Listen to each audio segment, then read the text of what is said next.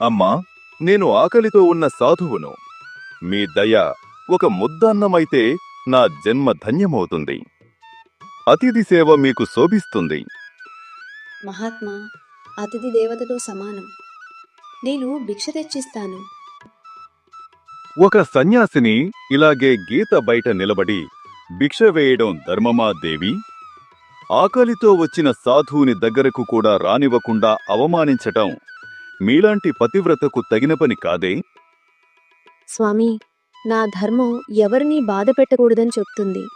మీకు అవమానం కలగటం నేను సహించలేను. అందుకే మీకు భిక్ష ఇవ్వడానికి ఈ గీత దాటి వస్తున్నాను.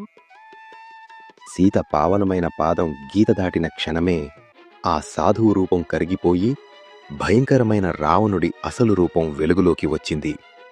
ఆమెను అపహరించటానికి అతడు మాయాకుట్రను అమలు చేశాడు.